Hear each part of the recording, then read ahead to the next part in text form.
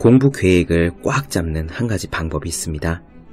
어떻게 계획을 세워야 할지 잘 모르는 사람은 이 방법을 따라 해봅시다. 우선 내가 할 수 있는 것만 하되 할 수 있는 것은 확실하게 한다라는 자세를 갖습니다. 무리한 3점 슛은 과감히 포기하는 대신에 2점짜리 골밑 슛으로 착실히 포인트를 쌓아가는 농구팀처럼 말입니다. 가능한 범위 내의 득점은 절대로 놓치지 않는다는 결연한 의지가 필요합니다. 그리고 넉넉히 달성할 수 있는 지점에 여기까지라는 선을 긋습니다. 예를 들어 42.195km를 달릴 수 있는 마라톤 선수라면 30km 정도에, 하루 12시간을 공부할 수 있는 사람이라면 8시간 부근에 말입니다. 여유를 두고 계획한 대신 실행은 확실해야 합니다. 계획한 모든 목표를 빠짐없이 해내는 것이 이 방법의 핵심입니다. 목표를 달성했으면 멈춰도 좋습니다. 하지만 만약에 여러분이 30km를 통과하고도 조금 더 달리고 싶다면 내키는 대로 뛰면 됩니다. 거기서부터는 보너스 포인트입니다. 넉넉한 목표, 확실한 실행, 그리고 약간의 추가 달성. 여러분이 이 원칙을 활용하면 꽤 많은 일을 해낼 수 있습니다. 365 공비타민, 공부 계획을 꽉 잡는 방법의 한 대목으로 시작합니다.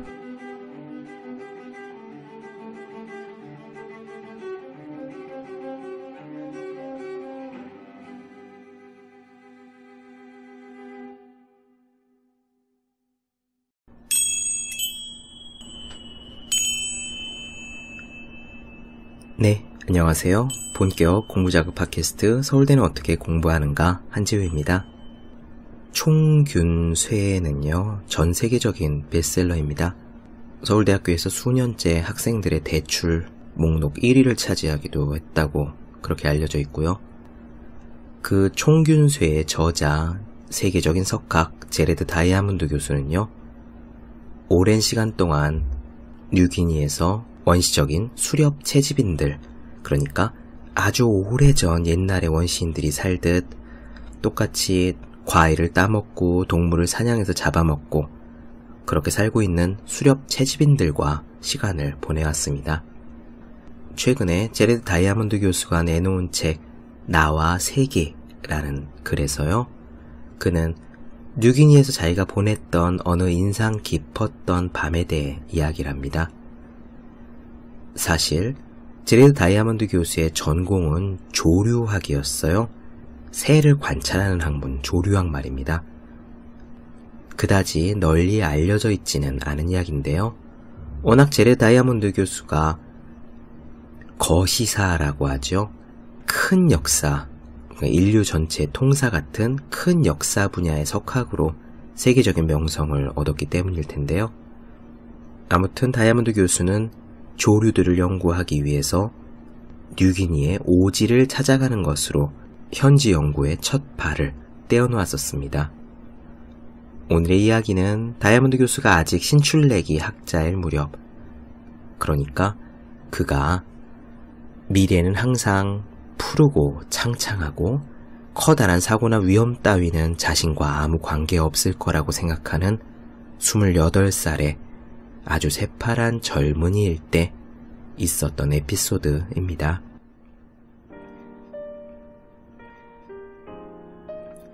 새를 관찰하려다가 숲속 깊이 들어간 다이아몬드 교수는요, 해가 저물어서 어쩔 수 없이 숲속에 캠프를 차려야 했습니다. 머지않아 그는 하룻밤을 보낼 만한 아주 멋진 장소를 찾아냈죠. 굵은 줄기가 곧게 뻗은 크고 아름다운 나무 아래에 평평한 땅이 하나 있었던 겁니다. 그곳에 텐트를 치고 자리를 잡으면은 태고의 신비가 얽혀있는 나뭇가지 사이로 밤 하늘과 별빛이 돌아가면서 예쁜 얼굴을 드러낼 것이고요. 또한 풍성한 가지에 앉아서 쉬고 있는 새들을 관찰하기도 엄청 쉬웠습니다. 큰 나무 아래 텐트, 야영을 하고 싶어하는 누구에게나 그림 속에서 그리던 꼭 맞는 장소가 아닐 수 없겠죠. 다이아몬드 교수는 바로 그 자리에 천막을 치자고 이야기를 했습니다. 그런데 함께 따라온 뉴기니의 현지 원주민들이 기겁을 하는 거예요. 절대 안 된다는 겁니다. 그들은 불안한 표정을 지으면서 큰 나무 아래에서 잠을 자는 것은 대단히 위험한 행동이라고 했습니다. 대신 100m쯤 떨어진 저만치 먼 공터에다가 자리를 잡겠노라고 버텼다고 합니다. 다이아몬드 교수가 보기에 그 커다란 나무는 정말 안전했습니다. 그는 원주민들의 태도를 이해할 수가 없었죠. 도대체 이 멋진 나무 아래에서 잠을 자고 싶지 않은 이유가 뭐냐고 물어보자 그들은 이렇게 외쳤습니다. 보세요. 죽은 나무잖아요. 죽은 나무가 우리를 덮쳐 죽일 수도 있다고요. 그 후로 실랑이가 이어졌지만 원주민들은 끝내 꿈쩍도 하지 않았습니다. 다이아몬드 교수는 그 나무가 아주 오랜 세월 그 자리에 있었으며 죽은 지도 오래되었고 죽은 후에도 역시 아주 오랜 세월 그 자리에 아무렇지 않게 서 있어 왔다고 그렇게 설득했지만 아무 소용이 없었습니다. 원주민들은 결국 그들이 원하는 대로 멋없는 공터, 평지 한가운데에 천막을 쳤습니다. 다이아몬드 교수는 원주민들이 편집증에 걸려있다고 생각을 했어요. 편집증이란 심리학적으로 지나치게 부풀려진 두려움에 사로잡힌 상태라고 합니다. 나무가 쓰러져 깔려 죽을까봐 그 나무 아래에서 잠을 자지 않는 것은 마치 멀쩡한 하늘에 구멍이라도 날까봐 걱정하는 것처럼 다이아몬드 교수 눈에는 그렇게 보였던 거죠. 그리고 여러 해가 지났습니다. 28살의 새파란 젊은이였던 다이아몬드 교수도 시간이 지났고요. 중견학자가 되었고 연구는 깊어졌으며 경험도 축적되었습니다. 그리고 아주 많은 밤을 숲속에서 천막으로 된 캠프에서 보낸 다이아몬드 교수는 그동안 숲속 어딘가에서 들려오는 소리, 즉 죽은 나무가 쓰러지며 땅을 때리는 소리를 꽤 많이 듣게 되었습니다. 죽은 나무가 쓰러져 땅을 때리는 소리는 밤에도 숲속 여기저기에서 들려왔고 한낮에 숲속을 걸어 다닐 때도 역시 이곳저곳에서 들려왔습니다. 그런 소리들을 간간히 들으며 다이아몬드 교수는 죽은 나무에 대해 생각하기 시작했습니다. 그는 나와 세계라는 책에서 자기가 죽은 나무에 대해 이런 계산을 했노라고 고백합니다. 가령 여러분들이 죽은 나무 아래에서 잠을 자는 나쁜 습관이 몸에 배었다고 해봅시다. 또한 여러분이 죽은 나무 아래에서 잠을 청한 특정한 날에 그 죽은 나무가 쓰러질 가능성이 1000분의 1이라고 해봅시다. 그러면은 여러분이 매일 밤 죽은 나무 아래에서 잠을 잔다면 어떻게 될까요? 그렇게 3년이 지나면 1095번의 밤을 죽은 나무 아래에서 보낸 셈이 됩니다.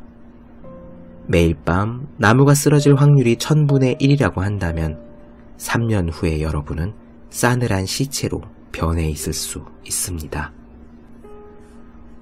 제가요, 책에 나오는 이 에피소드를 떠올린 것은 지하철 2호선 영등포 구청역의 2번 출구 그 좁디 좁은 에스컬레이터였습니다. 2번 출구의 에스컬레이터는 두 사람이 아니라 한 사람만 서 있을 수 있는 그런 자리거든요. 출근 시간이었습니다. 사람들이 지렁이처럼 한 줄로 늘어서서 지상으로 느릿느릿 올라가고 있는데 미세하게, 아주 미세하게 제 몸이 붕 하고 뜨는 느낌이 나더니 순간 에스컬레이터가 철컥 소리를 내면서 멈춰버렸습니다. 저는 정말 재빠르게 손잡이를 잡았죠. 출근 시간이고 대부분 젊은 직장인들이라 그런지 제 앞에, 그러니까 제 위쪽으로 쭉 서 있는 사람들도 그 반응이 빨랐습니다. 나지막히 어이쿠, 에구 하는 소리를 내고는 다들 별일 아닌 듯 터벅터벅 에스컬레이터를 걸어서 올라가기 시작했습니다. 다행히 거기는 아무 일도 일어나지 않았습니다. 사람들은 단지 고장난 에스컬레이터를 걸어 올라가는 일에 투덜투덜 거렸을 뿐이지요. 저는 그동안 지하철을 타고 출퇴근을 하면서 고장난 에스컬레이터를 자주 보았지만 제가 타고 있는 그 에스컬레이터가 바로 고장나는 경험은 처음이었습니다. 온 몸으로 전해진 철컥하는 소리 때문이었을까요? 그 괴상한 느낌이 마치 옷에 밴 찌개 냄새처럼 가시질 않았습니다. 그리고 저는 처음으로 에스컬레이터마다 빠짐없이 써있는 저 흔한 안내 문구, 우리가 흘려들었던 그 문구에 대해 생각하기 시작했습니다. 에스컬레이터를 탈 때는 손잡이를 잡고 노란 안전선 안으로 들어오시기 바랍니다. 제가 탔던 에스컬레이터가 올라가는 것이었기에 망정이지 만약에 내려가는 도중이었다면 좀 더 위험했을 겁니다. 그리고 제가 두 손에 아무것도 들지 않아서 다행이지 만약에 비가 오는 날이라 우산을 들었거나 짐이 들려있어 손잡이를 잡을 손이 없었더라면 좀 더 위험했을 거죠. 그리고 마침 한눈 팔지 않던 참이어서 괜찮았었지. 제가 스마트폰으로 게임이라도 하고 있었다면 정말 위험했을 겁니다. 그리고 마지막으로 저와 함께 타고 있던 사람들 모두가 중심을 잘 잡았기에 무사했지. 그 중에 한 명이라도 넘어져 아래쪽으로 도미노처럼 쓰러졌다면 경사가 급하고 좁았던 에스컬레이터였기에 사실 무척이나 정말 위험했을 겁니다. 그 많은 경우의 수들을 생각하니 문득 정수리가 찌릿찌릿하게 느껴졌습니다. 자칫 큰 사고가 날 수도 있었던 겁니다. 내 앞에 있는 사람들이 도미노처럼 쓰러진다면은 내가 말짱하게 두 팔과 다리로 버티거나 피할 수 있을까? 솔직히 자신이 없었습니다. 그리고 바로 그때 제레드 다이아몬드 교수가 이야기한 죽은 나무가 생각났습니다. 에스컬레이터가 갑자기 멈출 확률은 극히 적지만 손잡이를 잡지 않는 나쁜 습관의 소유자인 저는 1095번의 밤을 죽은 나무 아래에서 보내는 헛똑똑이였던 겁니다. 다이아몬드 교수는 자신이 배운 교훈에 대해 이렇게 이야기합니다. 처음에 뉴기니 사람들이 편집증이라 생각했던 행동들이 지금은 완전히 이해됩니다. 지금은 그런 행동을 편집증이라고 생각하지 않습니다. 내가 만든 명칭이지만 건설적 편집증이라고 생각합니다. 건설적 편집증은 터무니없는 과민 반응이 아니라 나름대로 타당성을 지닌 조심스런 자세를 뜻합니다. 예컨대 한 번 행할 때는 위험 수준이 무척 낮지만 그 행동을 반복하면 위험의 가능성이 누적되기 때문에 결국에는 그 행위로 인해 여러분이 죽음을 맞을 가능성이 커지지 않겠습니까? 이러한 마음가짐은 내가 뉴기니에서 연구하며 배운 가장 중요한 삶의 교훈입니다. 그렇습니다. 한 번 행할 때는 위험 수준이 무척 낮지만 그 행동을 반복하면 위험의 가능성이 누적되는 상태. 지금 우리는 정말 많이 이런 상태에 무방비로 노출되어 있는 겁니다.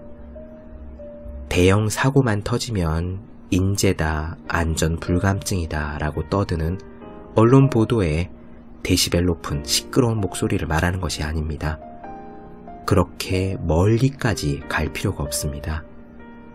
에스컬레이터의 손잡이, 택시 조수석의 안전벨트, 고속도로의 제한속도, 그리고 불법 유턴 같은 것들이죠.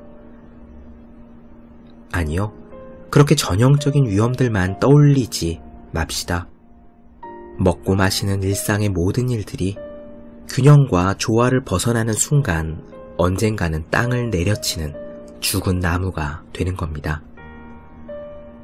맛있는 음식으로 몇 번 야식을 한다고 해서 병에 걸릴 확률은 거의 없지만, 만약에 매일 야식하는 나쁜 습관을 가진 사람이 있다면 언젠가 죽은 나무에 깔릴지도 모릅니다. 남들이 다 아는 회식 술자리 몇 번에 쓰러질 가능성은 흔하지 않지만, 사흘이 멀다 하고 술에 취하는 나쁜 습관을 가진 사람은 언젠가 죽은 나무에 깔릴지도 모릅니다. 화가 치밀 때 몇 번 욱한다고 해서 인간관계가 완전히 파탄날이라고는 생각하기 어렵지만, 늘 참지 못하고 상대방에게 쏟아붓는 사람은 언젠가 죽은 나무에 깔릴지도 모릅니다. 그것이 이혼이 되었던, 불명예 퇴직이 되었던, 평생 친구를 잃는 것이 되었던 말입니다.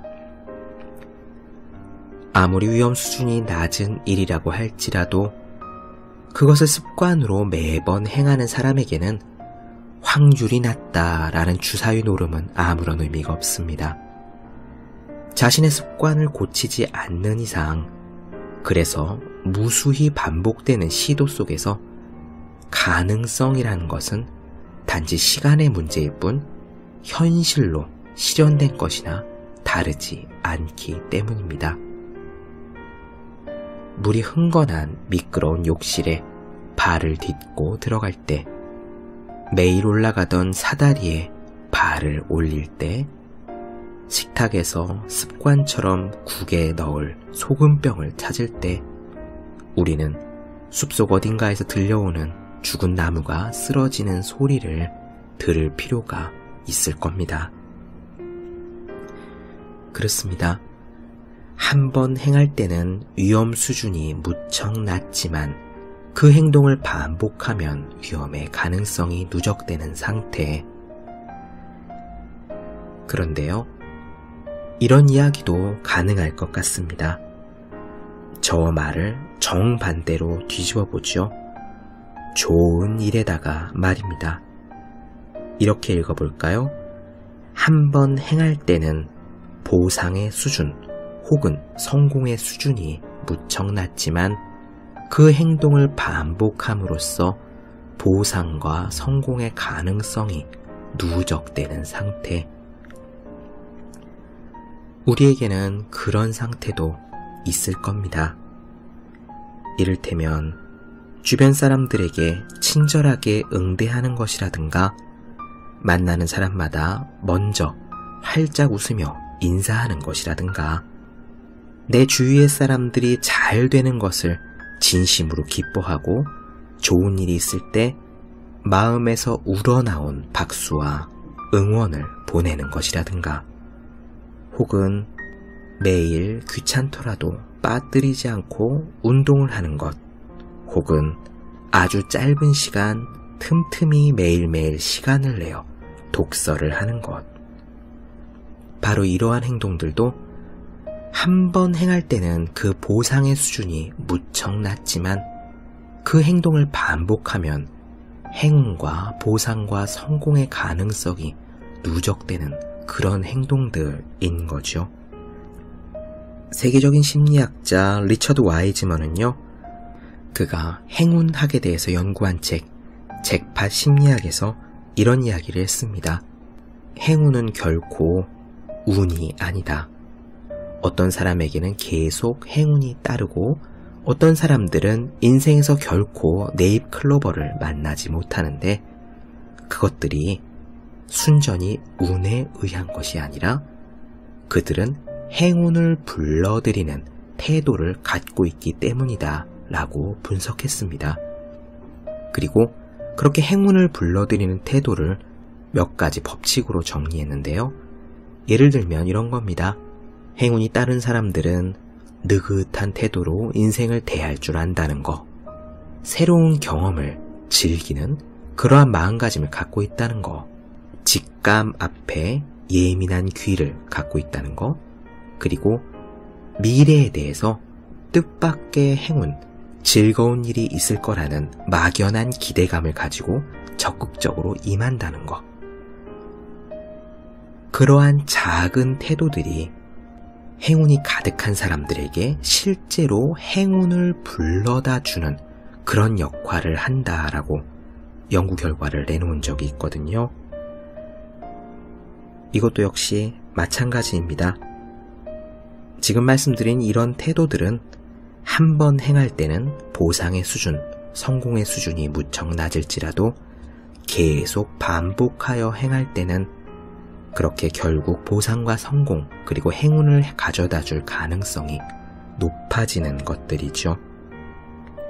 하나하나의 작은 행동이 우리에게 성공, 행운 혹은 불행이나 위험을 가져다 주지는 않겠지만 우리는 바로 그러한 행동을 일상에서 무수히 반복하기 때문에 결국 시간이 흐르면은 우리에게 성공 혹은 위험, 행운 혹은 불행이 다가오는 것이 아닐까요?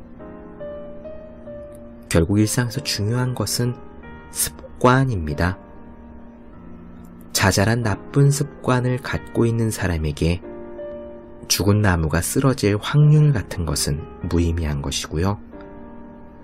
누구에게나 친절하게 대하고 모든 일에 최선을 다하는 좋은 습관을 가진 사람에게 이 일을 하나 처리한다고 나한테 뭐가 돌아오겠느냐 같은 자잘한 인과관계는 역시 무의미합니다. 시도하는 횟수가 쌓이면 결국 나무는 쓰러지고 보상은 오기 마련이니까요. 그래서 저는 그 에피소드를 떠올린 이후부터 항상 무슨 일이 있어도 에스컬레이터를 탈 때는 꼭 손잡이를 잡습니다.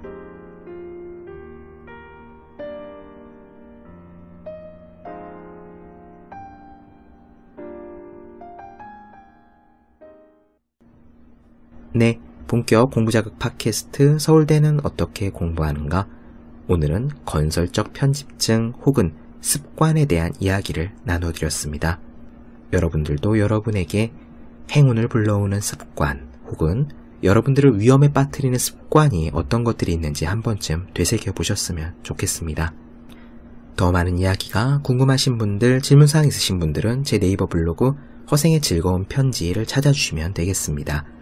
그리고 매일매일 공부하시는 분들, 여러분 주변에 매일매일 공부하시는 그분들은요, 하루에 한 페이지씩 읽고 공부할 의욕을 북돋는 책 365 공부 비타민을 읽는 좋은 습관을 들여보면 어떨까라는 말씀을 드리면서 오늘 시간을 마치겠습니다. 오늘 여기까지 할게요. 전 다음 시간에 뵙겠습니다. 여러분 모두 열심히 공부하십시오. 저도 열심히 하겠습니다.